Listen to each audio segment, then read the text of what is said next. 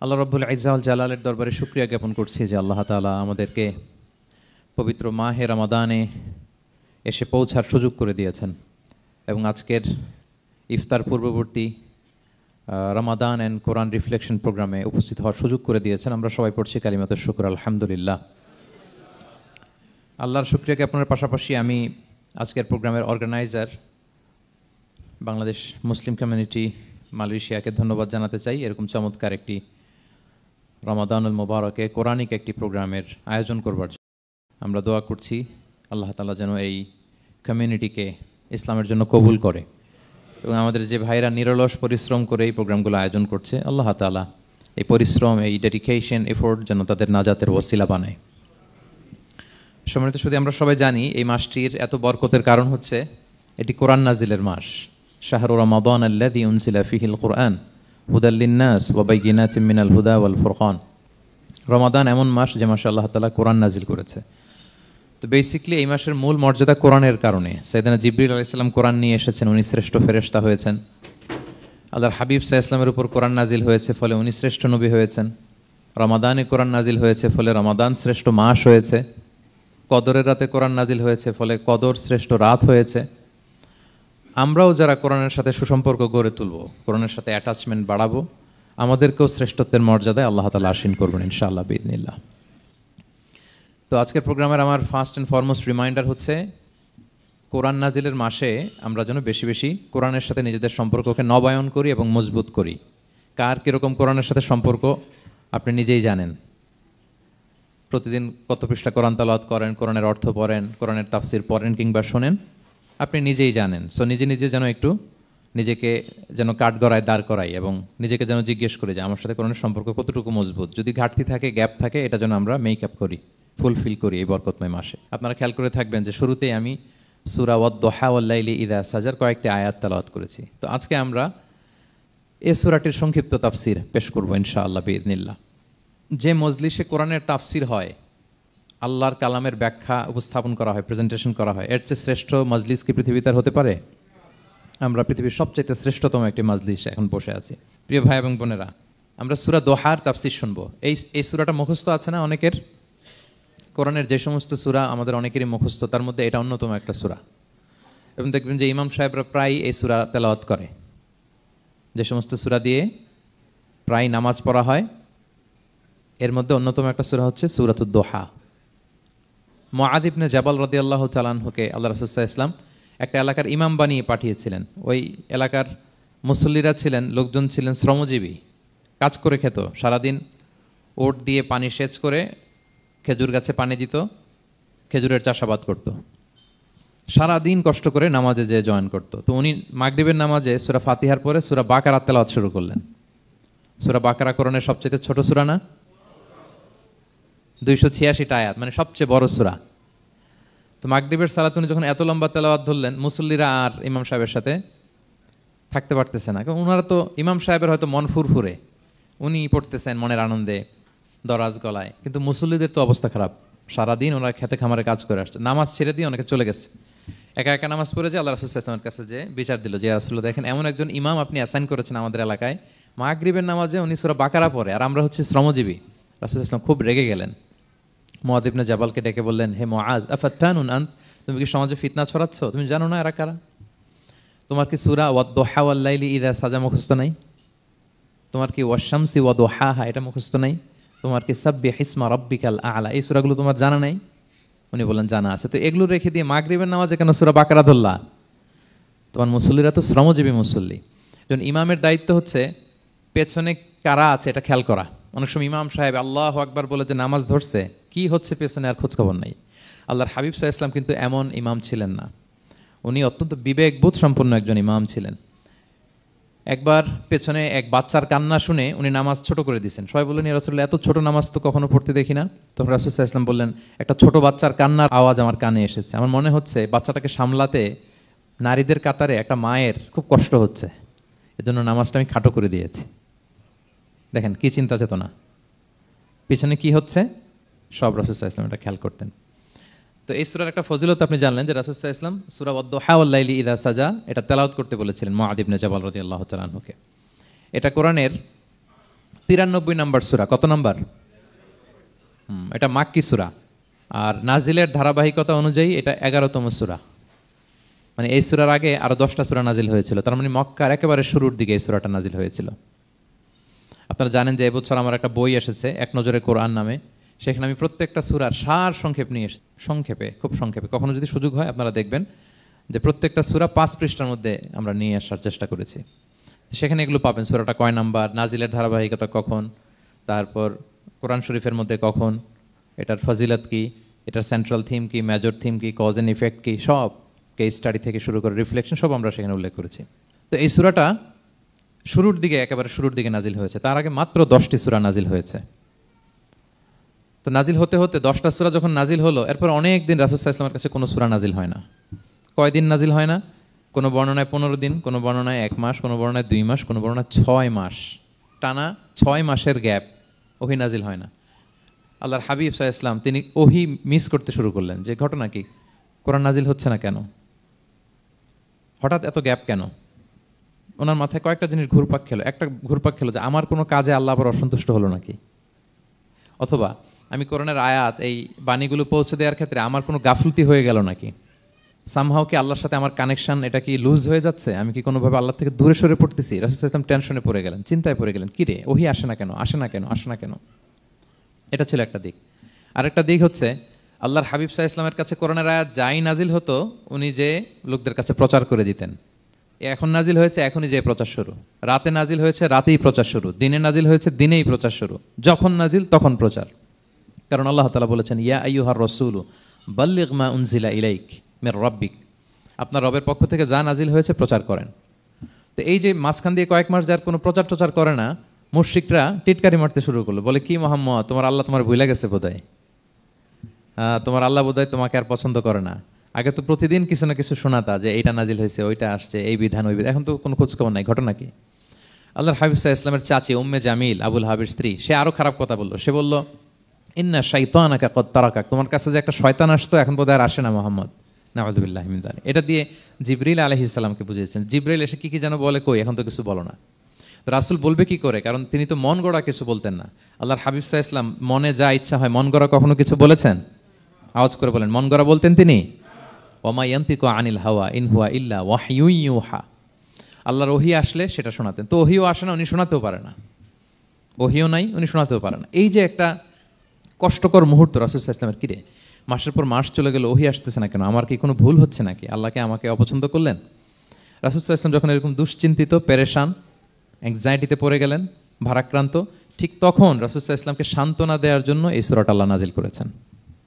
সান্ত্বনা দেওয়ার জন্য এই সূরাটা বেশ আশা জাগানিয়া সূরা, মোটিভেশনাল সূরা, ইন্সপিরেশনাল সূরা। আপনার মন খারাপ হলে আপনি এই সূরাটা পড়বেন, এই সূরাটা, এবং এটার পরে আরেকটা সূরা আছে, সূরাতু আলাম নাশরাহ, আপনার মন ভালো হয়ে যাবে। এটাকে দি অ্যান্টি ডিপ্রেসেন্ট সূরা বলে, মানে ডিপ্রেশন কাটায় ফেলে। আমাদের এরকম অনেক সময় হয় না যে হতাশ, দেয়ালে পিঠ ঠেকে গেছে, কোনো বের হওয়ার রাস্তা নাই, কই যাব, কোথাও সফলতা নাই, সবাই আমাকে ভুল বুঝতেছে, এরকম মাঝে মাঝে হয় না আমাদের? আমাদের সবার লাইফে আপস অ্যান্ড ডাউনস আছে। আপনি যখন ভারাক্রান্ত হবেন, কষ্টে থাকবেন, এই সূরাটা পড়বেন, দেখবেন যে আপনার ডিপ্রেশন দূর হয়ে গেছে। তো আল্লাহর হাবিব সাল্লাল্লাহু আলাইহি ওয়াসাল্লাম যখন এরকম ভারাক্রান্ত ছিলেন, চিন্তিত ছিলেন, তখন আল্লাহর হাবিব সাল্লাল্লাহু আলাইহি ওয়াসাল্লামকে চিন্তামুক্ত করবার জন্য আল্লাহ তাআলা এই চমৎকার সূরাটি নাজিল করেছেন। আল্লাহ নাজিল করলেন, আউযু বিল্লাহি মিনাশ শাইতানির রাজিম, বিসমিল্লাহির রহমানির রহিম, ওয়াদ-দুহা ওয়াল-লাইলি ইযা সাজা মা ওয়াদ্দাআকা রাব্বুকা ওয়া মা ক্বালা ওয়ালাল আখিরাতু খায়রুল লাকা মিনাল উলা ওয়ালা সাওফা ইউতিকা রাব্বুকা ফাতারদা। আল্লাহ তাআলা বললেন ওয়াদ-দুহা, আলোর শপথ। আমি একবার সরল বঙ্গানুবাদ করি, তারপর আমি তাফসিরে ঢুকছি। ওয়াদ-দুহা, আলোর শপথ, ওয়াল-লাইলি ইযা সাজা, রাতের শপথ, যখন রাত নিঝুম নিস্তব্ধ হয়। মা ওয়াদ্দাআকা রাব্বুকা ওয়া মা ক্বালা, নবী হে, আপনার রব আপনার উপর অসন্তুষ্টও হয় নাই, আপনাকে ছেড়েও যায় নাই, আপনার রব আপনার সাথেই আছে। আলহামদুলিল্লাহ। ফিল করবেন যে আল্লাহ আমার সাথে আছে, সবসময় এটা ফিল করতে হবে যে আল্লাহ তাআলা আমার সাথে আছেন, তিনি আমাকে ভুলে যান নাই, ছেড়ে যান নাই। আরে তার রহমত ছাড়া তো একটা শ্বাস নেওয়া তো আমার সম্ভব না, ঠিক কিনা বলেন? আল্লাহর রহমত ছাড়া একটি সেকেন্ড এই পৃথিবীতে সার্ভাইভ করা কি আমাদের পক্ষে সম্ভব না। ওয়ালাল আখিরাতু খায়রুল লাকা মিনাল উলা, নবী হে, আপনার পরবর্তী সময় পূর্ববর্তী সময়ের চেয়ে অনেক ভালো হবে ইনশাআল্লাহ। মানে good days are coming in your life, ভালো সময় আসতেছে। ওয়ালা সাউফা ইউতিকা রাব্বুকা ফাতারদা, আর আপনার রব আপনাকে এত দিবেন আপনি খুশি হয়ে যাবেন। আপনার রব আপনাকে এত দিবেন আপনি নিয়ে কুলাতে পারবেন না। আলাম ইয়াজিদিকা ইয়াতীমান ফাআওয়া, নবী আপনি কি ইয়াতীম ছিলেন না, তিনি কি আপনাকে আশ্রয় দেননি? ওয়া ওয়াজাদাকা দাল্লান ফাহাদা, আপনি পথ খুঁজতেছিলেন, আল্লাহ আপনাকে পথ দেখিয়েছেন। ওয়া ওয়াজাদাকা আইলান ফাআগনা, আপনি নিঃস্ব রিক্ত হস্ত ছিলেন, আল্লাহ তাআলা আপনাকে ধনী বানিয়েছেন। ফাআম্মাল ইয়াতীমা ফালা তাকহার, খবরদার এতিমের সাথে কখনো কঠোর হবেন না। ওয়া আম্মা সাইলা ফালা তানহার, ফরিয়াদি যে সোয়াল করে হাত পাতে তাকে ধমক দিয়ে তাড়িয়ে দিবেন না। ওয়া আম্মা বিনিআমাতি রাব্বিকা ফাহাদ্দিস, আর আপনার রবের যে নেয়ামত আপনার প্রতি এটার বর্ণনা করুন। সুবহানাল্লাহ। এ হচ্ছে সরল অনুবাদ সূরাতুদ দুহার। এবার আসুন আমরা এটার তাফসিরে ঢুকি। আল্লাহ তাআলা প্রথমে দুইটা শপথ করলেন, কসম করলেন, দুইটা ওথ। আমরা যদি সংক্ষেপে ভাগ করি তাহলে 11 আয়াত বিশিষ্ট এই সূরাতে প্রথম 2 আয়াতে দুইটা শপথ আছে, তারপরের 3টা আয়াতে রাসূল সাল্লাল্লাহু আলাইহি ওয়াসাল্লামকে 3টা কনফার্মেশন দেওয়া হয়েছে, সুসংবাদ দেওয়া হয়েছে। এরপরের 3টা আয়াতে আল্লাহর হাবিব সাল্লাল্লাহু আলাইহি ওয়াসাল্লামের অতীতে আল্লাহ কি নেয়ামত দিয়েছেন সেটার একটা রিমাইন্ডার দেওয়া হয়েছে। আর সবশেষে 3টা ওয়ার্ক প্ল্যান দেওয়া হয়েছে, কর্মসূচি, সেগমেন্ট। আপনি এক নজরে কোরআন এগুলো পাবেন, এরকম সেগমেন্ট আকারে আমরা ভাগ করেছি।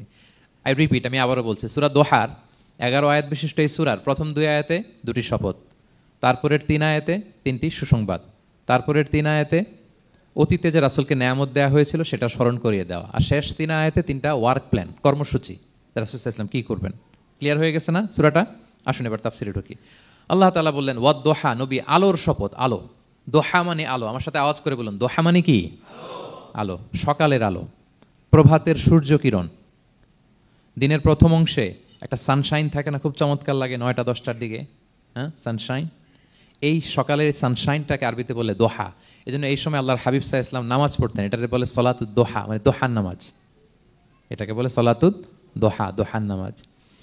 তো দেখেন রাসূল সাল্লাল্লাহু আলাইহি ওয়াসাল্লামের মন ভালো করবার জন্য প্রথমে আল্লাহর ওয়ার্ডিংটা দেখেন, আল্লাহ তাআলা কেমন চমৎকার শব্দ চয়েস করেন। প্রথমে আল্লাহ বললেন আলো। আলো বললেই তো মনটা ভালো হয়ে যায়, কি বলেন? এই আলো মানে আশার আলো, সম্ভাবনার আলো, প্রশান্তির আলো। ওয়াদ-দোহা, আলোর শপথ। মানে নবী আপনি হতাশ হবেন না, হাল ছাড়বেন না, ভরসা রাখুন। আপনি ঘর থেকে বের হন, দেখুন কি চমৎকার আলো। It's a beautiful day out there. যান, হোয়াট এ নাইস সানশাইন, কি চমৎকার উজ্জ্বল প্রভাতের সূর্য কিরণ। এত চমৎকার জলজলে সানশাইনিং এনভায়রনমেন্টে আপনার মন খারাপ হয় কি করে? ওয়াদ-দোহা, দোহার শপথ মানে প্রভাতের সূর্য কিরণের শপথ। আবার বললেন ওয়াল-লাইলি ইযা সাজা, রাতের শপথ, যখন সে রাত নিঝুম হয়, গভীর হয়, নিস্তব্ধ হয়। দুইটা শপথ, আলোর শপথ আর রাতের অন্ধকারের শপথ। আলোর শপথ বলে বেসিকলি আল্লাহ তাআলা ওহির আগমনকে বুঝিয়েছেন, আর রাতের শপথ বলে আল্লাহ তাআলা বেসিকলি ওহির অনুপস্থিতিকে বুঝিয়েছেন। মানে রাত দিন দুইটাই যেমনি লাগে, আল্লাহ তাআলা বোঝাতে চাইলেন নবী আপনি টেনশন করবেন না, আমি উইথ ইউ, আমি আপনার সাথে আছি। ওহি আসা না আসা দুইটাই গুরুত্বপূর্ণ। রেগুলার যদি ওহি আসে এটা রিসিভ করতে আপনার কষ্ট হয়ে যাবে। আল্লাহর পক্ষ থেকে আসমানি কিতাবের যে ওহি, এটা সাধারণ কোনো কথা না। ইন্না সানুলকি আলাইকা কওলান সাকিলা, এটা খুব ভারী, হেভি ওয়েট। এটা পাহাড়ে নাজিল করলে লাউ আনজালনা হাযাল কুরআনা আলা জাবাল লারাআইতাহু খাশিআম মুতাসাদ্দিআম মিন খাশিয়াতিল্লাহ, এটা মাউন্ট এভারেস্টের উপর নাজিল করলে পাহাড় ভেঙে খান খান হয়ে যেত। শীতের রাতে কোরআন নাজিল হলে রাসূল সাল্লাল্লাহু আলাইহি ওয়াসাল্লাম ঘেমে একাকার হয়ে যেতেন, কপাল বেয়ে টপ টপ করে ঘাম পড়তে ওহি রিসিভ করতে যেয়ে। তিনি ওটের উপরে করে মরুভূমিতে চড়ছেন, ওহি নাজিল হলে ওটের বুক মাটিতে মিশে যেত। এক সাহাবার মাথায় পায়ের মধ্যে মাথা রেখে রাসূল সাল্লাল্লাহু আলাইহি ওয়াসাল্লাম শুয়েছিলেন, তখন ওহি নাজিল হলো। সাহাবা বলছেন ওহির ভারে মনে হচ্ছে যে আমার পায়ের হাড্ডিটাই ফেটে যাবে। তার মানে এটা খুব ভারী বাণী, খুবই ভারী, এটা সাধারণ কোনো কালাম না। তো এই যে রাসূল সাল্লাল্লাহু আলাইহি ওয়াসাল্লামের কাছে যে ওহি নাজিল হচ্ছিল, এটা যদি রেগুলার নাজিল হয়, এটা রিসিভ করা রাসূল সাল্লাল্লাহু আলাইহি ওয়াসাল্লামের জন্য সহজ হবে না, কঠিন হয়ে যাবে।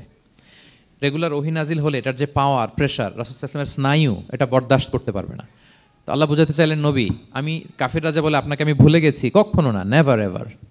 বরং আপনার যাতে একটু রেস্ট হয়, আরাম হয়, আপনাকে একটু কমফোর্ট দেওয়ার জন্য আমি সাময়িকভাবে ইচ্ছে করে ওহিটা বন্ধ রেখেছি। সুবহানাল্লাহ পড়বেন না?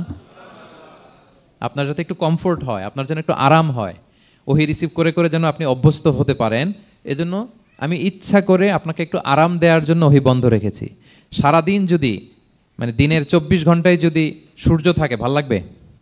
আচ্ছা বলেন 6 মাস টানা সূর্য ভাল লাগবে আপনার? রোদের গরমে আমরা অস্থির হয়ে যাব। তো 12 ঘন্টা সূর্যের আলোর পরে যেমনি রাতের দরকার আছে, আল্লাহ বোঝাতে চাইলেন ওহি নাজিল হওয়ার পাশাপাশি মাঝে মাঝে ওহি ব্রেক দেওয়ার দরকার আছে, ওহি বন্ধ থাকার দরকার আছে। ফলে আপনি হ্যাবিচুয়েটেড হবেন, ওহি রিসিভ করা না করা এটা আপনার জন্য ইজি হয়ে যাবে। যখন আপনি আপনার জন্য ওকে হয়ে যাবে, তখন আমি লাগাতার ওহি নাজিল করবো। তাহলে ওরা যে বলে আমি আপনাকে ভুলে গিয়েছি, না, আমি আপনাকে ভুলি নাই, বরং আপনার আরামের জন্য খানিকটা সময় আপনাকে বিশ্রামের সুযোগ করে দেওয়ার জন্য আমি আল্লাহ ওহি বন্ধ রেখেছি। সুবহানাল্লাহ। তার মানে আল্লাহ তাআলা নবীকে ভুলেন নাই বা নবী সাল্লাল্লাহু আলাইহি ওয়াসাল্লামের উপর অসন্তুষ্ট হন নাই, ইচ্ছে করে আল্লাহ তাআলা কিছুদিন ওহি বন্ধ রেখেছেন। প্রতিদিন সূর্য থাকলে যেমনি ভাল লাগে না, মানে 24 ঘন্টা, এজন্য 12 ঘন্টা সূর্য দিয়ে আল্লাহ 12 ঘন্টা রাত দিয়েছেন, আমাদের আরামের বিশ্রামের ঘুমের আয়োজন করেছেন। ঠিক তেমনি রেগুলার ওহি রিসিভ করলে রাসূল সাল্লাল্লাহু আলাইহি ওয়াসাল্লামের জন্য কষ্ট হয়ে যাবে, এজন্য ইচ্ছে করে আল্লাহ গ্যাপ দিয়েছেন। আল্লাহর হাবিব সাল্লাল্লাহু আলাইহি ওয়াসাল্লামের উপর আল্লাহ অসন্তুষ্ট হননি। এটাই আল্লাহ তাআলা বললেন যে ওয়াদ-দুহা ওয়াল-লাইলি ইযা সাজা, প্রভাতের সূর্য কিরণের শপথ, রাতের নিঝুম নিস্তব্ধ পরিবেশের শপথ। মা ওয়াদ্দাআকা রাব্বুকা ওয়া মা ক্বালা, আপনার রব আপনারে ভুলেও যায় নাই, আপনারে ছেড়েও যায় নাই, আপনার উপর নাখোশও হয় নাই। সুবহানাল্লাহ। আপনার রব আপনার সাথেই আছে, এটা সবসময় ফিল করবেন যে আমার রব আমার সাথে আছে। এটা ফিল করলে আপনার মধ্যে যে সাহস আসবে আপনি কল্পনাই করতে পারবেন না যে এত এনার্জি আপনার ভিতরে আসলো কি করে। আপনারা খেয়াল করেছেন, বছর খানিক আগে ভারতবর্ষের আমাদের এক বোনের সামনে কিছু সন্ত্রাসী, ওরা জয় শ্রীরাম বলতেছিল, মনে আছে? কিন্তু আমার ওই বোন মুস্কান কি বলছিল বলেন তো? তার এক আল্লাহু আকবারে from north to south, from east to west, the entire globe প্রকম্পিত হয়েছে। আমরা সবাই পড়েছি আল্লাহু আকবার, সবাই আমরা কি পড়েছি? আল্লাহু আকবার। কারণ সে ফিল করেছে যে আল্লাহ আমার সাথে আছে। মনকে তুমি বুঝিয়ে বলো আল্লাহ আছেন আমার সাথে, এটা ফিল করতে হবে। আল্লাহর হাবিব সাল্লাল্লাহু আলাইহি ওয়াসাল্লামকে আল্লাহ তাআলা এইটাই অ্যাসিউরেন্স দিলেন, কনফার্মেশন দিলেন যে মা ওয়াদ্দাআকা রাব্বুকা ওয়া মা ক্বালা, আপনার রব আপনাকে ভুলে যায় নাই, আপনার রব আপনার প্রতি অসন্তুষ্ট হয় নাই। আমি ইচ্ছা করে ওহিটা বন্ধ রেখেছি যাতে আপনার আরাম হয়। সুবহানাল্লাহ। আল্লাহর হাবিব সাল্লাল্লাহু আলাইহি ওয়াসাল্লামের প্রতি আল্লাহ তাআলা কতটা টেক কেয়ার করতেন দেখেন। রেগুলার ওহি নাজিল হলে রাসূল সাল্লাল্লাহু আলাইহি ওয়াসাল্লামের কষ্ট হয়ে যাবে, এজন্য তিনি কিছুদিন ওহি বন্ধ রেখে রাসূল সাল্লাল্লাহু আলাইহি ওয়াসাল্লামকে বিশ্রামের ব্যবস্থা করে দিয়েছেন। তাহলে প্রথম 3টা আয়াত ক্লিয়ার না সবার কাছে? আচ্ছা, প্রথম 2টো আয়াতে 2টা শপথ গেল, এরপরে 3টা সুসংবাদ। সুসংবাদের প্রথমটা হলো আমি ভুলিও নাই ছাড়িও নাই, আপনার সাথে আছে। এরপর আল্লাহ বললেন ওয়ালাল আখিরাতু খায়রুল লাকা মিনাল উলা, নবী হে আপনার পরবর্তী সময় পূর্ববর্তী সময়ের চেয়ে ভালো হবে। নিশ্চয়ই আপনার পরবর্তী সময় পূর্ববর্তী সময়ের চেয়ে ভালো হবে। তার মানে গুড ডেজ আর কামিং, ভালো সময় আপনার জীবনে আসছে, আপনি হতাশ হবেন না, নিরাশ হবেন না। এরপর আল্লাহ তাআলা বললেন ওয়ালা সাউফা ইউতিকা রাব্বুকা ফাতারদা, নবী হ্যাঁ আপনার রব আপনাকে এত দিবে আপনি খুশি হয়ে যাবেন, আপনার রব আপনাকে এত নেয়ামত দান করবে আপনি আপনার রবের প্রতি সন্তুষ্ট হয়ে যাবেন। সুবহানাল্লাহ বিহামদি।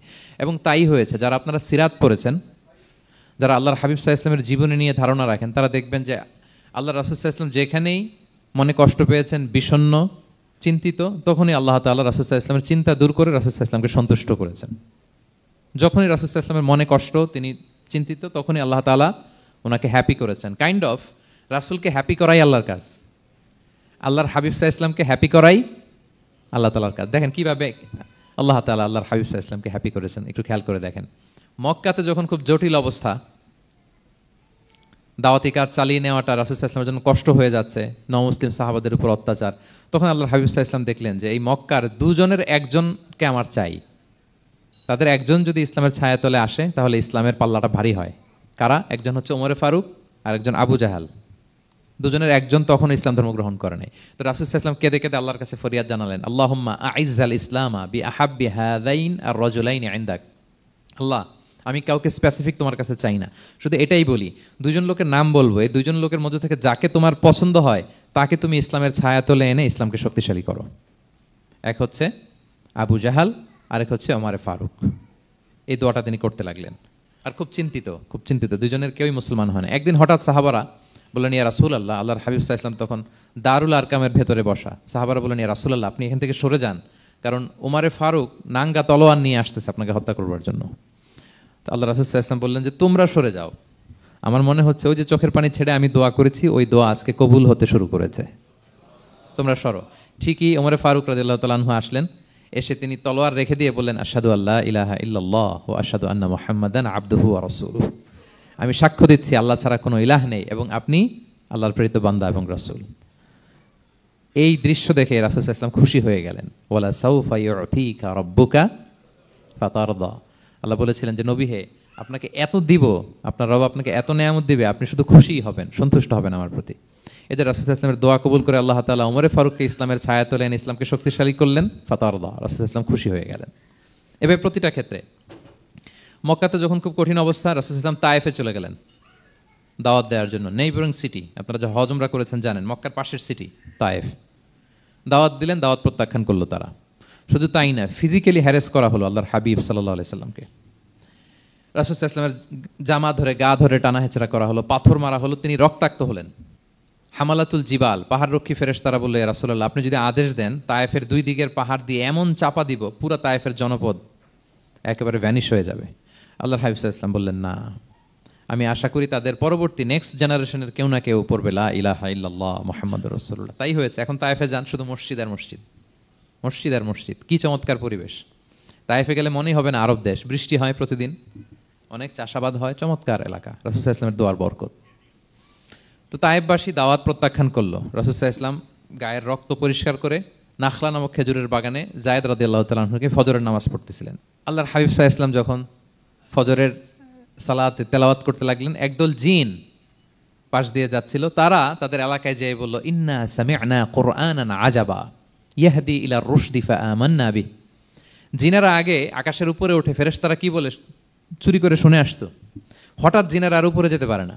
উপরে যেতে চাইলেই ফাআতবাআহু শিহাবুন সাকিব, আগুনের পাথর মারা হয়। ঘটনা কি? সব জিনেরা বৈঠক বসালো। ঘটনা কি? আগে কত তথ্য আগে জেনে যেতাম, জেনে গণকদেরকে বলতাম, গণকরা আমাদেরকে ধন্যবাদ জানাইতো। তো এখন তো আসমানের সিকিউরিটি এত বেড়ে গেল কেন? কারণ কি? ওই যে শেষ নবী আসার কথা, যে মনে হয় চলে আসছে, দেখো তো কোথায় আসছে উনি। খুঁজতে খুঁজতে খুঁজতে একদল ওই দিন ফজরের সময় আল্লাহর হাবিব সাল্লাল্লাহু আলাইহি ওয়াসাল্লাম রক্তাক্ত হয়ে ফজরের সালাত যখন পড়তেছেন, ওই কোরআন তেলাওয়াত শুনে তারা এলাকায় যেয়ে বলল যে ইন্না সামি'না কুরআনান আজাবা, এক আজীব কোরআন শুনে আসছি, ইয়াহদি ইলা রুশদি, এই কোরআন মানুষকে হেদায়েতের পথে নিয়ে যায়। ফাআমান্না বিহি, আমরা ঈমান এনে ফেললাম। সুবহানাল্লাহ পড়েন। তো রাসূল সাল্লাল্লাহু আলাইহি ওয়াসাল্লাম তো এটা জানেন না। আল্লাহ তাআলা জিবরাইল মারফত জানালেন যে, হে নবী, আপনি এসেছিলেন ম্যানকাইন্ডকে দাওয়াত দিতে। তায়েফের তারা দাওয়াত গ্রহণ করে নাই, ম্যানকাইন্ড রিজেক্ট করেছে। কিন্তু আরেকটা জাতি আছে যাদেরকে আপনি দেখেন না, তাদেরকে বলে জিন কাইন্ড, মানে জিন জাতি। পুরো জিন জাতি কালিমা পড়ে মুসলমান হয়ে গিয়েছে। নবী বলে, সাউফা ইউতিকা রাব্বুকা ফাতারদা, নবী, আপনার রব আপনাকে এত নেয়ামত দিবেন, আপনি খুশি হয়ে যাবেন। নবী সাল্লাল্লাহু আলাইহি ওয়াসাল্লাম ওইখানে আবার খুশি হয়ে গেলেন, রক্তাক্ত, ইনজুর্ড। কিন্তু যখন শুনলেন মানুষ জাতি তারা ঈমান আনে নাই, কিন্তু জিন জাতি তারা ঈমান এনেছে, আল্লাহর হাবিব সাল্লাল্লাহু আলাইহি ওয়াসাল্লাম আবার আনন্দিত হলেন। তাহলে আল্লাহর হাবিব সাল্লাল্লাহু আলাইহি ওয়াসাল্লামকে আনন্দিত করাই হচ্ছে আল্লাহর কাজ, খুশি রাখাই হচ্ছে আল্লাহর কাজ। সুবহানাল্লাহি বিহামদিহি। আল্লাহর হাবিব সাল্লাল্লাহু আলাইহি ওয়াসাল্লামের বয়স যখন 50 বছর, ওনার কাছের দুজন আত্মীয় মারা গেল। ওনার প্রিয়তমা স্ত্রী খাদিজা রাদিয়াল্লাহু তাআলা আনহা ইন্তেকাল করলেন, ওনার প্রিয় চাচা আবু তালেব ইন্তেকাল করলেন। দুজনই শেল্টার দিত, একজন ঘরে, একজন বাইরে। আবু তালেবের কারণে কেউ রাসূল সাল্লাল্লাহু আলাইহি ওয়াসাল্লামের গায়ে হাত তোলার সাহস পায় নাই। তো উনি যখন ইন্তেকাল করলেন, রাসূল সাল্লাল্লাহু আলাইহি ওয়াসাল্লাম বিপদে পড়ে গেলেন। সারাদিন কাফেরদের বকা ঝকা গালি খেয়ে ঘরে যখন আসতেন, খাদিজা রাদিয়াল্লাহু তাআলা আনহার কথা শুনলে ওনার হৃদয়টা প্রশান্ত হয়ে যেত। তো বাইরের চাচাও নাই, ভেতরের স্ত্রীও নাই, দুজনই মারা গেলেন ওই বছর। ওই বছরকে বলা হয় আমুল হুজন, মানে দুশ্চিন্তার বছর। এত ভারাক্রান্ত আল্লাহর হাবিব সাল্লাল্লাহু আলাইহি ওয়াসাল্লাম হলেন, চিন্তিত হলেন, মনটা ভেঙে খান খান। আল্লাহ তাআলা কিন্তু ঠিকই বুঝেন যে তার হাবিবকে কখন হ্যাপি করতে হবে। আল্লাহ তাআলা তখন সাইয়েদনা জিবরাইল আলাইহিস সালামকে পাঠালেন যে, যাও, আমার বন্ধুকে আর পৃথিবীতে থাকার দরকার নাই, আমার বন্ধুকে ঊর্ধ্ব জগতের নৈশ ভ্রমণের ইনভাইটেশন দিয়ে আসো, মানে মেরাজের ইনভাইটেশন দিয়ে আসো। পড়েন সুবহানাল্লাহ। সুবহানাল্লাযী আসরা বিআবদিহি লাইলাম মিনাল মাসজিদিল হারামি ইলাল মাসজিদিল আকসা, মসজিদে হারাম থেকে মসজিদুল আকসা, তারপরে উপরে। সুম্মা দানা ফাতাদাল্লা ফাকানা কাবা কাউসাইনি আও আদনা, আল্লাহর আরশে চড়ে গেলেন, জান্নাত জাহান্নাম দেখিয়ে, নতুন কিছু গিফট দিয়ে, তার পেয়ারা হাবিবের মন ভালো করে এরপরে আবার দুনিয়ায় পাঠালেন। ওয়ালা সাউফা ইউতিকা রাব্বুকা ফাতারদা, নবী হে, আপনাকে এত নেয়ামত দিব, আপনি শুধু খুশিই হবেন আর সন্তুষ্ট হবেন। সুবহানাল্লাহ। এবার বুঝতে পারতেছেন কিভাবে আল্লাহর হাবিবকে আল্লাহ তাআলা খুশি করেছেন। মক্কায় আর থাকতে পারতেছেন না, এমন অবস্থা যে কোনো সময় আল্লাহর হাবিব সাল্লাল্লাহু আলাইহি ওয়াসাল্লামকে হত্যা করা হবে। আল্লাহ তাআলা আল্লাহর হাবিবের জন্য নতুন জায়গার ব্যবস্থা করে দিলেন, তওবা কিংবা তাইবা, যেটাকে আমরা মদিনা বলি। তিনি মদিনায় গেলেন, আবার রাসূল সাল্লাল্লাহু আলাইহি ওয়াসাল্লামের হৃদয় প্রশান্ত হলো। কিন্তু মদিনায় যে তিনি কাবাকে মিস করতে আরম্ভ করলেন। আল্লাহর হাবিব সাল্লাল্লাহু আলাইহি ওয়াসাল্লাম নবী হওয়ার পরে টানা 14 বছর কিবলা ছিল কিন্তু বাইতুল মাকদিস।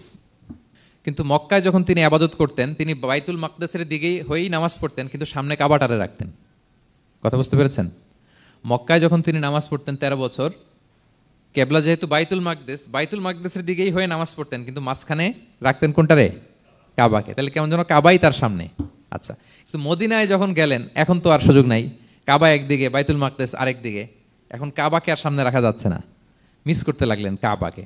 আর প্রত্যেক নামাজের পরে আকাশের দিকে তাকায় থাকেন, ইস আল্লাহ যদি আয়াত নাজিল করে আমার জন্মস্থান যে মক্কা, আমার পূর্বপুরুষ ইব্রাহিম আলাইহিস সালামের যে ওই কাবার দিকে যদি ক্যাবলাটা ঘুরাই দিত কতই না ভালো হতো।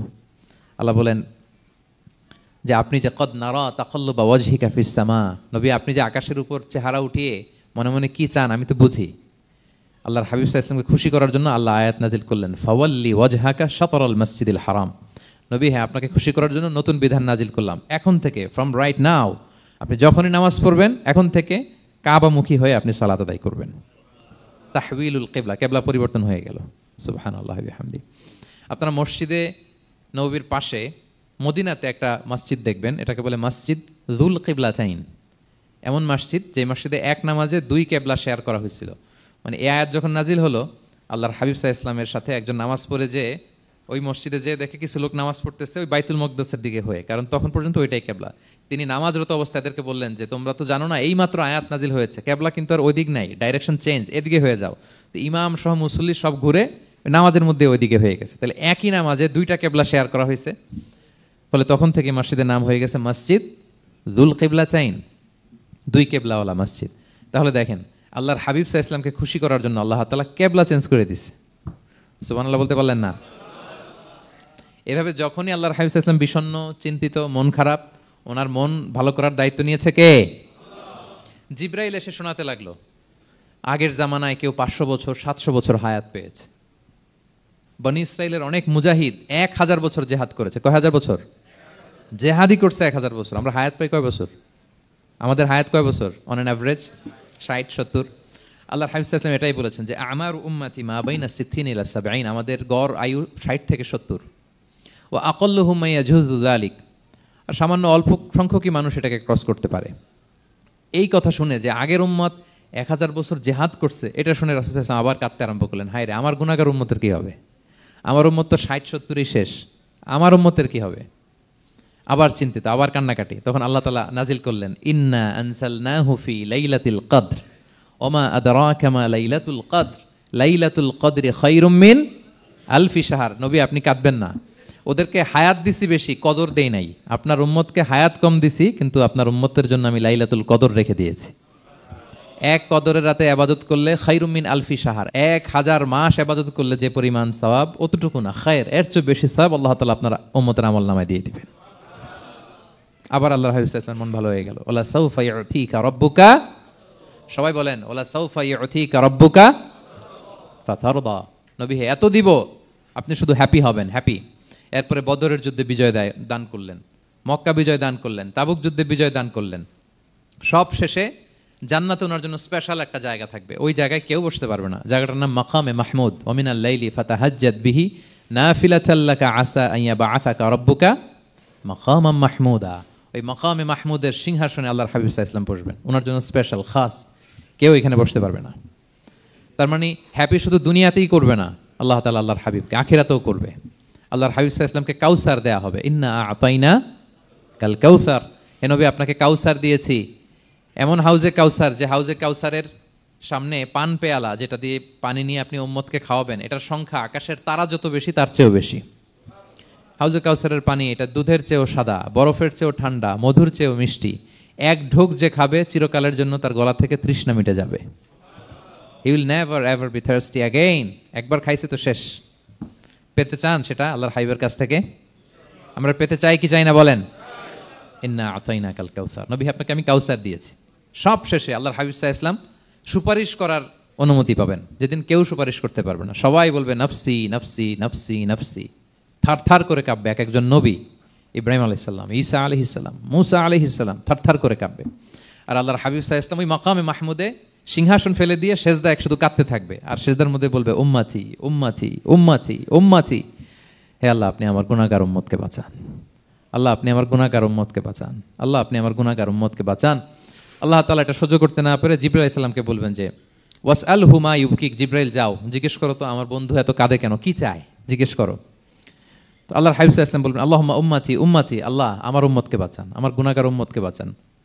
আল্লাহ তাআলা এবার জিবরাইল মারফত বলবেন যে ইযহাব ইলা মুহাম্মদ সাল্লাল্লাহু আলাইহি ওয়াসাল্লাম, যাও মুহাম্মদের কাছে যাও, ওয়াকুল লাহু, তাকে বলো দুনিয়াতে যেমনি কখনো কষ্ট পেতে দেই নাই, বারবার তাকে হ্যাপি করেছি, খুশি করেছি, ওয়া ইন্না সানুরদিকা ফি উম্মাতিকা ওয়ালা নাসুউক, আজকের এই কঠিন দিনেও আমার হাবিবকে আমি কষ্ট দিব না, তার উম্মতের ব্যাপারেও তাকে আমি খুশি করে দেব। তার গুনাহগার উম্মতের ব্যাপারেও আজকে মুহাম্মদ সাল্লাল্লাহু আলাইহি ওয়াসাল্লামকে আমি খুশি করে দেব। আল্লাহর হাবিব সাল্লাল্লাহু আলাইহি ওয়াসাল্লাম তখন সুপারিশ শুরু করবেন। আল্লাহু আকবার, আল্লাহু আকবার। ওয়ালা সাউফা ইউতিকা রাব্বুকা ফাতারদা, নবী হে আপনাকে এত নেয়ামত দিব আপনি নিয়ে কুলাতে পারবেন না। সব শেষে এই গুনাহগার উম্মতকে সুপারিশ করে জাহান্নাম থেকে নাম কাটিয়ে সবাইকে নিয়ে তিনি একটা ফ্ল্যাগ হাতে নিয়ে তিনি জান্নাতের দিকে ছুটবেন। ওই ফ্ল্যাগের মধ্যে লেখা থাকবে আলহামদু। কি লেখা থাকবে? মানে প্রশংসা, প্রশংসার পতাকা। নিজেও তো প্রশংসিত। মুহাম্মদ মানে কি জানেন? মুহাম্মদ মানে কি? প্রশংসিত। এই কারণে মুহাম্মদ সাল্লাল্লাহু আলাইহি ওয়াসাল্লামকে মক্কার লোকেরা গালি দিয়েও শান্তি পেত না। মানে যদি বলি এই প্রশংসিত লোকটা খারাপ, কথাটা হইল? প্রথমে আগে বলা লাগে কি? প্রশংসিত। মুহাম্মদ মানে কি? তো এই জন্য মক্কার লোকেরা রাসূল সাল্লাল্লাহু আলাইহি ওয়াসাল্লামকে মুহাম্মদ না বলে ডাকতো মুদাম্মাম, মানে নিন্দিত। তো মুদাম্মাম তো রাসূলের নাম না, রাসূল সাল্লাল্লাহু আলাইহি ওয়াসাল্লামের নাম কি? মুহাম্মদ, প্রশংসিত। এই জন্য গালি দিয়েও তারা মজা করতে পারতো না, সুবিধা করতে পারতো না। গালি দিলেও আগে প্রশংসা করে নেওয়া লাগতো। প্রথমে বলতো মুহাম্মদ পাগল, এরকম বলতো নাউযুবিল্লাহ। তার মানে প্রশংসিত লোকটা পাগল হইলো, এটা গালি হয়েছে? ঘুরে ফিরে তো প্রশংসাই হয়ে গেল। তো আল্লাহর হাবিব সাল্লাল্লাহু আলাইহি ওয়াসাল্লাম লিওয়াউল হামদ, প্রশংসার ফ্ল্যাগ নিয়ে বিশাল উম্মতকে নিয়ে জান্নাতে অভিমুখে যাবেন এবং জান্নাতের দরজায় হি উইল বি দা প্রথম নক করবেন উনি। তখন জান্নাতের রক্ষী ফেরেশতা বলবে মান আনতা, কে? আল্লাহর হাবিব সাল্লাল্লাহু আলাইহি ওয়াসাল্লাম বলবেন আনা মুহাম্মদ, আমি মুহাম্মদ। তো ফেরেশতা বলবে আমরা দাঁড়ায় আছি এজন্য আল্লাহ বলে দিয়েছেন মুহাম্মাদের আগে কাউকে যেন এন্ট্রি দেয়া না হয়, আপনার আগে যেন কারোর জন্য জান্নাতের দরজা না খুলি, স্পেশাল উপর থেকে অর্ডার আছে। আপনি যেহেতু নক করেছেন, ওয়েলকাম, আসেন। পুরো উম্মাহ নিয়ে আল্লাহর হাবিব সাল্লাল্লাহু আলাইহি ওয়াসাল্লাম জান্নাতে ঢুকবেন। ওয়ালা সাউফা ইউতিকা রাব্বুকা ফাতারদা, নবী হে আপনাকে অচিরেই এত নেয়ামত দিব আপনি সন্তুষ্ট হয়ে যাবেন। প্রথম দুইটা শপথ গেল, এরপর তিনটা সুসংবাদ গেল। এরপর আল্লাহ তাআলা অতীতে যে নবীর পাশে ছিলেন, অতীতে যে বিভিন্ন নেয়ামত দিয়ে আল্লাহর হাবিব সাল্লাল্লাহু আলাইহি ওয়াসাল্লামকে আল্লাহ তাআলা ধন্য করেছেন, এগুলো রিমাইন্ডার দিচ্ছেন যে নবী আপনি কেন চিন্তিত হন, আমি আগেও ছিলাম আপনার সাথে, এখনো আছি, ভবিষ্যতেও থাকবো। তিনি বললেন আলাম ইয়াজিদকা ইয়াতীমান ফাআওয়া, তিনি কি আপনাকে ইয়াতীম অবস্থায় পাননি, তিনি কি আপনাকে আশ্রয় দেননি? আপনারা জানেন আল্লাহর হাবিব সাল্লাল্লাহু আলাইহি ওয়াসাল্লাম যখন মায়ের পেটে, তখনই তার পিতা দুনিয়া থেকে ইন্তেকাল করেছেন।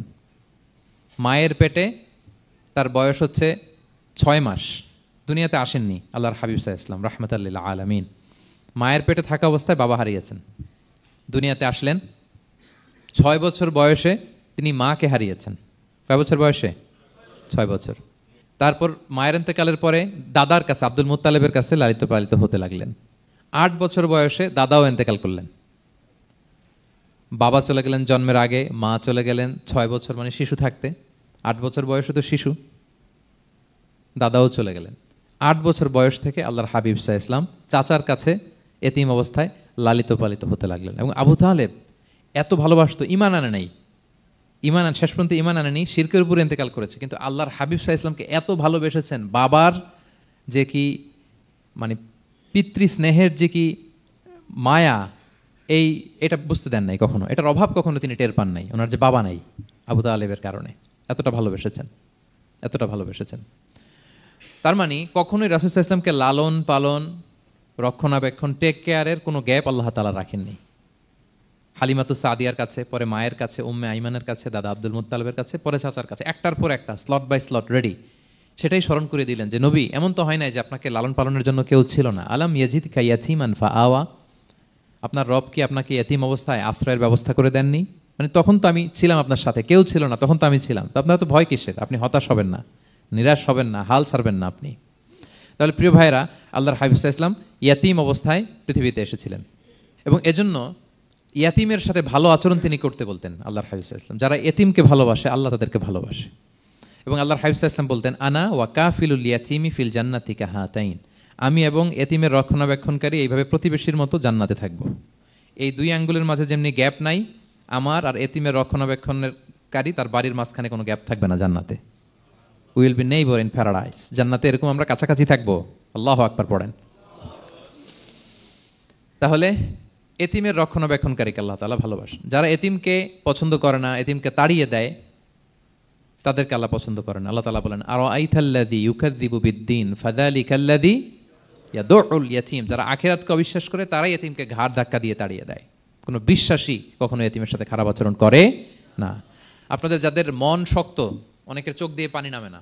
আমার এক আত্মীয় আছে খুব আল্লাহওয়ালা, আমার জীবনে এত আল্লাহওয়ালা আমি দেখি নাই, কিন্তু ওনার চোখ দিয়ে পানি নামে না। বারবার এসে আমারে বলে যে মিজান কি করবো বলো, তুমি একটু মোনাজাত ধরো। আমার মনে আছে আমি ওনাকে নিয়ে মোনাজাত ধরতাম, তো ওনার কান্না আসে না চোখ দিয়ে। এত আল্লাহওয়ালা, খুব ভালো মানুষ, কিন্তু চোখ দিয়ে পানি নামে না। এটা অনেকের হয়, নানা কারণে হয়। তো আল্লাহর হাবিব সাল্লাল্লাহু আলাইহি ওয়াসাল্লাম বলেছেন, কারো যদি চোখ দিয়ে পানি না নামে বা হৃদয় নরম না হয়, তারা যেন এতিমের মাথায় হাত বুলিয়ে দেয়। এক সাহাবী এসে বলেন, ইয়া রাসূলুল্লাহ, আমার হৃদয়টা বড় শক্ত, হৃদয় নরম হয় না। রাসূল সাল্লাল্লাহু আলাইহি ওয়াসাল্লাম বললেন, তাই? আচ্ছা, আতুহিব্বু আন ইয়ালিনা কলবুক, তুমি কি চাও তোমার হৃদয় নরম হোক, ওয়া তুদরাকা হাজাতুক, এবং তোমার আশা পূরণ হোক? তিনি বললেন হ্যাঁ। তখন রাসূল সাল্লাল্লাহু আলাইহি ওয়াসাল্লাম বললেন, ইরহামিল ইয়াতীম, এতিমের উপর রহম করো। ওয়ামসা আলা রাসি, এতিমের মাথায় হাত বুলিয়ে দাও। ওয়া আতইমহু মিন তুআমিক, তোমার খাবার এতিমকে খাওয়াও। তালিনু কলবুক, তোমার অন্তর নরম হবে। তুদরাকা হাজাতুক, তোমার ইচ্ছা পূরণ হবে। তাহলে হৃদয় যদি শক্ত থাকে, কার মাথায় হাত বুলাবেন? বুলাইছেন কখনো? হ্যাঁ, বুলিয়েছেন? খুঁজে খুঁজে হাত বুলাবেন। বাংলাদেশে তো অনেক অরফেনেজ আছে, অনাথ আশ্রম, ওখানে যাবেন। সুযোগ হলে একদিন যে একটু লাঞ্চ করলেন ওদের সাথে বসে, ডিনার করলেন, একসাথে খেলেন, ওদের মাথায় হাত বুলিয়ে দিলেন, সাধ্যমতো কিছু উপহার হাতে তুলে দিলেন, আপনার ইচ্ছা পূরণ হবে আর আপনার হৃদয় নরম হবে ইনশাআল্লাহ। আর এতিমকে আদর করা মানে নবী সাল্লাল্লাহু আলাইহি ওয়াসাল্লামের প্রতি ভালোবাসা দেখানো। কারণ আমার নবী এতিম হয়ে বড় হয়েছেন। এতিমের প্রতি ভালোবাসা প্রকারান্তরে নবী সাল্লাল্লাহু আলাইহি ওয়াসাল্লামের প্রতি ভালোবাসা দেখানো হয়, কারণ আমার নবী এতিম হয়ে বড় হয়েছেন। সুবহানাল্লাহ। কিন্তু তার বিপরীতে আমরা সমাজে কি দেখি? এতিমের মাথায় হাত বুলানো তো দূরের কথা, এতিমের সম্পদও খেয়ে ফেলে অনেকে। হ্যাঁ, এরকম আছে না? এতিমের সম্পদ দেদারসে গিলতেছে। কি যে আমাদের চিন্তাধারা! দেখবেন যে লোকটা এতিমের সম্পদ গিলে, ওরা রোজা অবস্থায় এক ঢোক পানি গিলাতে পারবেন কিনা দেখেন। যে বলেন একটু পানি খান তো, খাবে না, কেন? হারাম। তো ওই হারাম কিন্তু গিলতেছে ইচ্ছা মতো। রোজা অবস্থায় এক ফোঁটা আপনি পানি গিলাতে পারবেন না, এরে কেন? হারাম। কিন্তু ওইদিকে ভাতিজার সম্পদ গিলতেছে দেদারসে। আল্লাহ বলেন, এটা ভাতিজার সম্পদ না, এটা তুমি জাহান্নামের আগুন পেটে ঢুকাচ্ছ। জাহান্নামের আগুন। ইন্নাল্লাযীনা ইয়াকুলুনা আমওয়ালাল ইয়াতামা যুলমান ইন্নামা ইয়াকুলুনা ফি বুতুনিহিম নারা ওয়া সায়াসলাউনা সাঈরা। যারা এতিমের সম্পদ খায়, এটা সম্পদ না, এটা জাহান্নামের আগুন তুমি পেটে ঢুকাচ্ছ। সো এতিমের প্রতি যেন আমরা নমনীয় হই, তাদের মাথায় হাত বুলাই, তাদের জন্য খরচ করি, তাদের প্রতি যেন আমরা দয়াদ্র হই, কারণ আমার নবী এতিম অবস্থায় বড় হয়েছেন। তাহলে নবী সাল্লাল্লাহু আলাইহি ওয়াসাল্লামকে এটা স্মরণ করে দিলেন, নবী আপনি তো এতিম ছিলেন, আমি তো আপনাকে রক্ষণাবেক্ষণের ব্যবস্থা করছি। আর কি করেছি? ওয়াজাদাকা দাল্লান ফাহাদা, নবী আপনাকে আমি এমন অবস্থায় পেয়েছি, আপনি পথ খুঁজতেছিলেন, আমি আপনাকে পথ দেখিয়েছি। You are searching the right path and I guided you to the right sense of direction. আপনি পথ খুঁজতেছিলেন, আমি পথ দেখাইছি। এখানে দল্লানের অর্থ পথভ্রষ্ট করা যাবে না। ওয়াজাদাকা দাল্লান, হে নবী আপনাকে আমি পথভ্রষ্ট পেয়েছি, পরে পথ দেখাইছি, এরকম বলা যাবে না। এটা আল্লাহর হাবিব সাল্লাল্লাহু আলাইহি ওয়াসাল্লামের ক্ষেত্রে প্রযোজ্য নয়। অনেক বাংলা তাফসীর অর্থে আমি দেখেছি পথ হারা, নবী আপনাকে আমি পথ হারা পেয়েছি, পথ দেখেছি। এটাও খুব একটা সুন্দর না। সবচেয়ে সুন্দর হচ্ছে নবী আপনি পথ খুঁজতেছিলেন, সত্যের অনুসন্ধানী ছিলেন। অনেক সময় দেখবেন অনেক পথিক যেতে যেতে এমন এক জায়গায় যায়, দেখে 3 রাস্তা কিন্তু কোনো সাইনবোর্ড নাই। পুরাতন রাস্তাগুলোতে এরকম অনেক সময় হতো না আমাদের, 3 দিকে রাস্তা, কোনো সাইনবোর্ড নেই, তো যাবো কই? এটা বুঝালেন যে নবী আপনি পথ খুঁজতেছিলেন, আমি আপনাকে দেখিয়েছি, হে নবী এটাই সিরাতুল মুস্তাকিমের পথ। ওয়াজাদাকা দাল্লান ফাহাদা, আপনি পথ খুঁজতেছিলেন, আমি আপনাকে পথ দেখিয়েছি। তো ছোটবেলায় সাথে ছিলাম, পথ খুঁজতেছিলেন, পথ দেখালাম, আমি আপনার ভুললাম কোথায়? কাফিরদের কথায় মন খারাপ করেন কেন যে তারা বলে আমি আপনাকে ভুলেছি, ছেড়েছি? নো, নেভার এভার, আমি আপনার সাথেই আছি। তারপরে আল্লাহ তাআলা বললেন, ওয়াজাদাকা আইলান ফাআগনা, তিনি আপনাকে রিক্ত হস্ত, নিঃস্ব পেয়েছেন, সম্পদহীন অবস্থায় পেয়েছেন, পরে সম্পদশালী করেছেন। সুবহানাল্লাহ। আল্লাহর হাবিব সাল্লাল্লাহু আলাইহি ওয়াসাল্লাম শুরুতে সম্পদের অত যোগান ছিল না, পরে খাদিজা রাদিয়াল্লাহু তাআলা আনহার সাথে যখন বিয়ে হলো, আল্লাহ তাআলা সম্পদের কষ্ট দূর করলেন। কারণ খাদিজা রাদিয়াল্লাহু তাআলা আনহা অনেক বড় ব্যবসায়ী ছিলেন। বিয়ের আগে পার্টনারশিপে বিজনেস ছিল রাসূল সাল্লাল্লাহু আলাইহি ওয়াসাল্লামের সাথে। আল্লাহর হাবিব সাল্লাল্লাহু আলাইহি ওয়াসাল্লাম শ্রম দিয়েছেন, খাদিজা রাদিয়াল্লাহু তাআলা আনহার ইনভেস্টমেন্ট ছিল। তো ওই শ্রমে খাদিজা রাদিয়াল্লাহু তাআলা আনহার এক বান্ধবী, তিনি এমন প্রশংসা করলেন এসে আল্লাহর হাবিব সাল্লাল্লাহু আলাইহি ওয়াসাল্লামের ব্যাপারে যে এমন লোক আমি দেখি নাই, ওনার কথা বার্তা, চলন, কথন, ডিলিং সব আলাদা। পুরো কাফেলার মধ্যে উনি একরকম, পুরো কাফেলা আরেক রকম। এই কথা শুনে তো খাদিজা রাদিয়াল্লাহু তাআলা আনহা আকৃষ্ট হলেন যে এরকম একজন সৎ লোকই তো আমার চাই। প্রস্তাব দেয়া হলো, চাচাদের কাছে বিয়ে হয়ে গেল। এবং বিয়ের পরে খাদিজা রাদিয়াল্লাহু তাআলা আনহা নারীদের মধ্যে সর্বপ্রথম শাহাদা বাক্য পড়ে মুসলমান হয়েছিলেন। নিজের সব সম্পদ আল্লাহর হাবিব সাল্লাল্লাহু আলাইহি ওয়াসাল্লামের পায়ের সামনে এনে দিয়ে দিলেন, ইয়া রাসূলুল্লাহ আমার সম্পদ মানে আপনার সম্পদ, ইসলামের জন্য যত মনে চায় আপনি খরচ করেন। ওয়াজাদাকা আইলান ফাআগনা, আপনাকে আল্লাহ নিঃস্ব পেয়েছেন, সম্পদের ব্যবস্থা করে দিলেন। পরবর্তীতে মদিনায় যে খায়বার যুদ্ধের পরে অনেক সম্পদের ব্যবস্থা আল্লাহ তাআলা করে দিয়েছিলেন। তাহলে ছোটবেলায় ইয়াতিম ছিলেন, আল্লাহ টেক কেয়ার করলেন। পথ খুঁজতেছিলেন, আল্লাহ পথ দেখায় দিলেন। আর্থিক সমস্যা ছিল, এটাও আল্লাহ দূর করে দিলেন। এবার আল্লাহ তাআলা বিষ্ণু ঈসা ইসলামকে 3টা ওয়ার্ক প্ল্যান দিবেন, কর্মসূচি। 1 নম্বর কর্মসূচি হচ্ছে ফাআম্মাল ইয়াতীমা ফালা তাকহার, নবী খবরদার এতিমের সাথে কখনো কঠোর আচরণ করবেন না। 1 নম্বর কর্মসূচি, কারণ আপনিই তো এতিম ছিলেন। এতিমের দুঃখ আপনি না বুঝলে বুঝবে কে? এতিমের সাথে কখনো কঠোর হবেন না। আল্লাহর হাবিব সাল্লাল্লাহু আলাইহি ওয়াসাল্লাম কখনো এতিমের সাথে কঠোর হন না। এতিম তো দূর কি বাত, কারোর সাথে তিনি কঠোর হন না। ওনার কাছে চাইলে উনি না বলতে পারতেন না। নো, নাই, দিব না, এটা বলতে জানতেন না। নো ওনার ডিকশনারিতে ছিল না, চাইলেই দিতেন। একবার আল্লাহর হাবিব সাল্লাল্লাহু আলাইহি ওয়াসাল্লামের কাছে একটা জামা, কয়টা? আপনার জামা কয়টা? আমার জামা কয়টা? জুব্বা তখন কয়টা ছিল? মাত্র একটা। এক ফরিয়াদি এসে বলে, ইয়া রাসূলুল্লাহ আতিনি কামিসান, আমার একটা জামা দেন, আমার জামা নাই। নবী সাল্লাল্লাহু আলাইহি ওয়াসাল্লামের জামা কয়টা তখন? ওনার কাছে চাইলে উনি না বলতে পারতেন, খুলে দিয়ে দিচ্ছেন, নাও। এখন ওনার জামা আছে কয়টা? তো জামাও নাই, বেরও হতে পারে না। কি এক মুসিবত! আল্লাহ তাআলা আয়াত নাজিল করলেন, ওয়াল্লাযীনা ইযা আনফাকু লাম ইউসরিফু ওয়া লাম ইয়াকতুরু ওয়া কানা বাইনা যালিকা কাওয়ামা। নবী হে, যারা বিশ্বাসী তারা দানের সময় ভারসাম্য করবে। মানে অনেকগুলো থাকলে আপনার একটা দিতেন, ছিলই যখন একটা, ওইটার হকদার তো ফরিয়াদির চেয়ে আপনি বেশি। এখন যে দিয়ে দিলেন, আপনি পড়বেন কি? অনেকগুলো থাকলে না হয় আপনি দিতেন, ছিলই একটা, এটার সবচেয়ে যোগ্য, অধিকতম যোগ্য এবং হকদার তো আপনি। সুবহানাল্লাহ, সুবহান। কি নবী ছিল, কি নবী ছিল! না বলতে পারতেন না, মানুষকে ফিরিয়ে দিতে জানতেন না। আল্লাহ বললেন, নবী হে, আপনার প্রথম কর্মসূচি ফাআম্মাল ইয়াতীমা ফালা তাকহার, খবরদার এতিমকে কখনো, এতিমের প্রতি কঠোর হবেন না। 1 নম্বর কর্মসূচি। এটা শুধু নবীর জন্য কর্মসূচি নাকি আমাদের জন্য না? হ্যাঁ, সবার জন্য। এতিমদের সাথে যেন আমরা রূঢ় ভাষী না হই, তাদের সাথে যেন রূঢ় আচরণ না করি। 2 নম্বর, ও আম্মা সাইলা ফালা তানহার, ফরিয়াদিকে ধমক দিবেন না, হাত পাতলে ধমক দিবেন না। আমরা অনেক সময় ধমক দেই, আপনারা দেন কখনো? না, আমরা দিতে পারবো না, ধমক দিতে নিষেধ করেছেন আল্লাহ তাআলা। আম্মা সাইলা ফালা তানহার, যদি না থাকে বুঝিয়ে বলেন যে এখন পারতেছি না, কিন্তু ধমক দিবেন না কখনো। কারণ আপনি এখন বড় সাহেব হয়ে গেছেন, প্রাইভেট কারের পাশ থেকে দেখবেন যে স্যার 2টা টাকা দেন, কিছু খাই নাই, হায়রে ছিঁড়া কাপড়, মলিন চেহারা, ভাঙ্গা একটা থালা হাতে নিয়ে, স্যার 5টা টাকা দেন। আল্লাহ আপনারা স্যার বানাইছে, আর ওরে বানাইছে ভিখারি। আচ্ছা বলেন তো, জায়গাটা চেঞ্জ করতে আল্লাহর কত সময় লাগে? ওরে ভিতরে বসায় স্যার বানাবে, আর আপনারে ভাঙ্গা একটা থালা দিয়ে এরকম ওই যে টোল টোল যেখানে নেয় ওখানে দাঁড় করাবে। বলেন আল্লাহর কয় সেকেন্ড লাগবে? লাগবে 1 সেকেন্ডও লাগে না।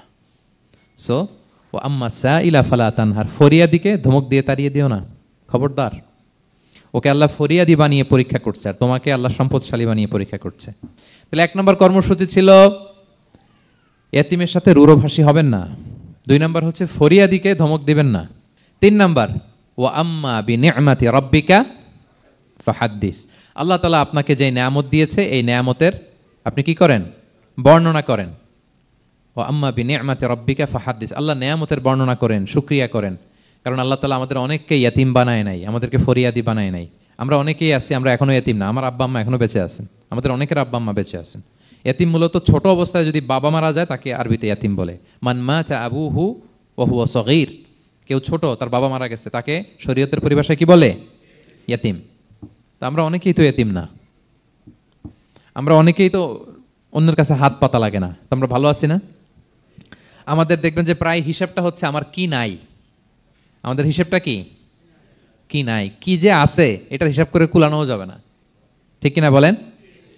হ্যাঁ, ঠিক যেই মুহূর্তে এখানে বসে আমরা এই চমৎকার ইফতারি নিয়ে বসে আছি, ঠিক একই মুহূর্তে দেখবেন যে হসপিটালের আইসিইউতে শুয়ে শুয়ে কাতরাচ্ছে অনেকে।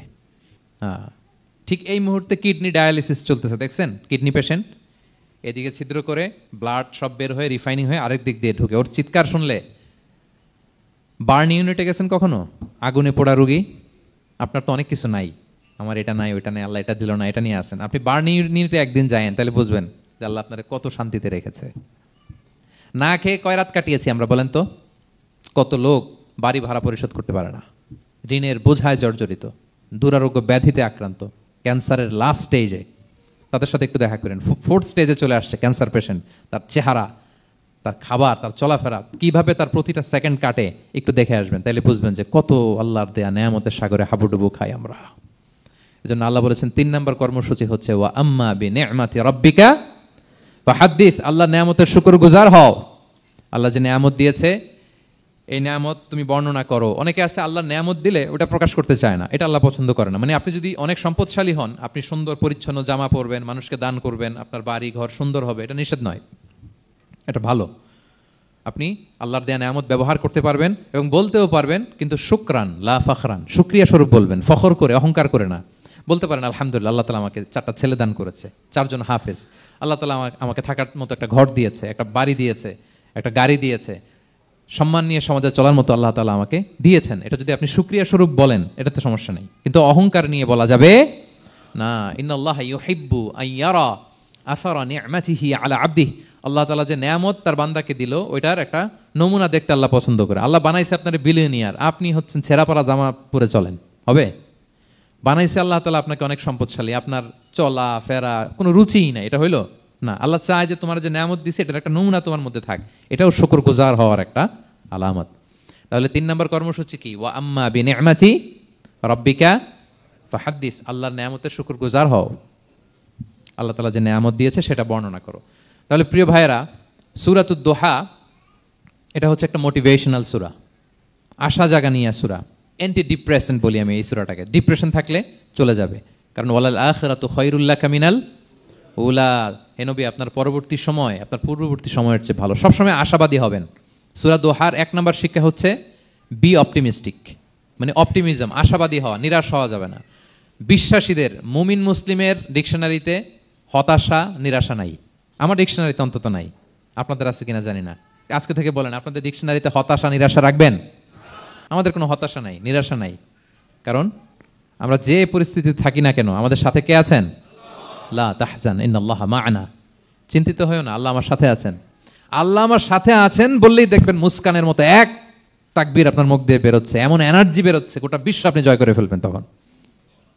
এটাই আমাদের সবচেয়ে বড় পাওয়ার। আমাদের সাথে কে আছে? ইন্নাল্লাহা মা'ানা, আল্লাহ তাআলা আমাদের সাথে আছেন। তাহলে সূরা দোহার আজকের তাফসীরের 1 নম্বর লেসন হচ্ছে optimism. Believer should be optimistic always. বিশ্বাসীরা আশাবাদী হয়, নিরাশ হয় না, হতাশ হয় না, হাল ছাড়ে না। বিশ্বাসীরা ভরসা রাখে এক মহান সত্তার উপর। আওয়াজ করে বলেন তো তিনি কে? আল্লাহর উপর ভরসা রাখে, আমরা নিরাশ হই না। 2 নাম্বার শিক্ষা হচ্ছে গ্রেটফুলনেস, কৃতজ্ঞতা। আপনার জীবনে অনেক কিছু আছে, নাই নাই বলবেন না, শুধু কমপ্লেইন করবেন না। অনেকে দেখবেন শুধু অভিযোগ, এটা নাই ওইটা নাই, এই পাইলাম না, ওর আছে এটা, ওর, আমার সাথে কেন এমন হয়, আমার সাথে শুধু আমার সমস্যা। এগুলো যারা বলে তাদেরকে আল্লাহ নেয়ামত আরো ছিনিয়ে নেয়। বরং যারা অল্প পেয়েও বলে আলহামদুলিল্লাহ, তাদেরকে নেয়ামত দেওয়ার ধারাবাহিকতা আল্লাহ তাআলা অব্যাহত রাখেন। সব অবস্থায় আলহামদুলিল্লাহ, যে কোনো পরিস্থিতিতে, যে কোনো অবস্থা কি বলবো আমরা? আপনি খেয়াল করে দেখেন না যে আপনার কি কি আছে, কত কিছু যে আপনার আছে, অবাক করা। 3 নাম্বার কাইন্ডনেস। 3 নম্বর লেসন হচ্ছে কাইন্ডনেস, দয়া। আমরা যেন অন্যের প্রতি দয়াশীল হই। আপনি অন্যের প্রতি দয়ালু হলে আপনার প্রতি দয়ালু হবো কে? ওয়াল্লাহু ফি আউনি আবদিহি মা দামাল আবদু ফি আউনি আখি। আল্লাহ ততক্ষণ পর্যন্ত কোনো বান্দার সাহায্যে থাকে যতক্ষণ পর্যন্ত ওই বান্দা তার ভাইয়ের সাহায্যে থাকে। তাহলে বলেন তো, আল্লাহর সাহায্য পাওয়ার প্রথম শর্ত কি? অন্যের জন্য সাহায্যের হাত বাড়িয়ে দেওয়া। তাহলে মনে থাকবে তো? নাকি এতিমকে ধাক্কা দিয়ে বের করে দিবেন? ফরিয়াদিকে ধমক দিবেন একটা? বড় সাহেব তো আপনি, বড় স্যার, খবরদার। তাহলে 1 নম্বর লেসন অপটিমিজম। আমরা হতাশ হব না, হতাশা আমাদের ডায়েরিতে নাই, আমরা আশাবাদী, আমরা আল্লাহর রহম ভরসার ভিখারি, ঠিক কিনা বলেন? 2 নম্বর লেসন হচ্ছে গ্রেটফুলনেস। আমরা সবসময় আল্লাহর প্রতি শুকরগুজার হব, কৃতজ্ঞ হব। আল্লাহর হাবিব সাল্লাল্লাহু আলাইহি ওয়াসাল্লাম বলতেন, আল্লাহুম্মা জাআলনি সাবুরা ওয়া জাআলনি শাকুরা ওয়া জাআলনি ফি আইনি সগীরা ওয়া ফি আয়ুনিন নাসি কাবীরা। আল্লাহ আপনি আমাকে ধৈর্যশীল বান্দা বানান, আপনি আমাকে শুকরগুজার বানান। আল্লাহ আমার চোখে আমাকে ছোট বানান, আল্লাহ গোটা বিশ্বের মানুষের চোখে, জনতার চোখে আমাকে বড় বানান। আওয়াজ করে পড়েন আমিন। এই দোয়াটা বেশি বেশি পড়বেন। আর সব শেষে আমরা যেন কাইন্ড হতে পারি, অন্যের প্রতি দয়ালু হতে পারি। যে রহম করে সে রহম প্রাপ্ত হয়, যে অন্যকে দয়া দেখায় সে আল্লাহর পক্ষ থেকে দয়া পায়। আল্লাহ তাআলা আমাদের সবাইকে কথাগুলো বোঝার ও আমল করার তৌফিক দান করুক। হাযা মা ইনদি ওয়াল ইলমু ইনদাল্লাহি আলাইহি তাওয়াক্কালতু ওয়া ইলাইহি উনীব। আসসালামু আলাইকুম ওয়া রাহমাতুল্লাহি ওয়া বারাকাতুহু।